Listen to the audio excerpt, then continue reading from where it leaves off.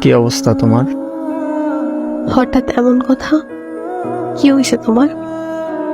আরে তেমন কিছু না, বাসা দিয়ে নাকি ছেলে দেখছে।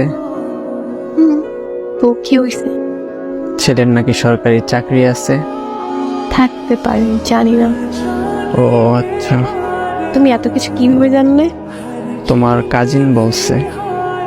ও আচ্ছা, এইসব খবর ও ভালো রাখে।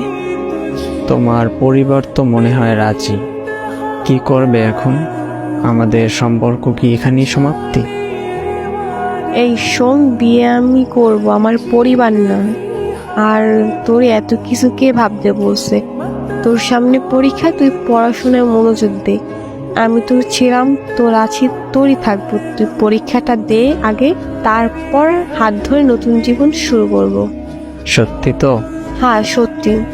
তোর হাত ধরছি কি অন্য কারো হয়ে যাবো এই জন্য নাকি? শেষ অব্দি তোর সাথে থাকবো, এটা মাথায় রাখ। পড়তে যা এখন।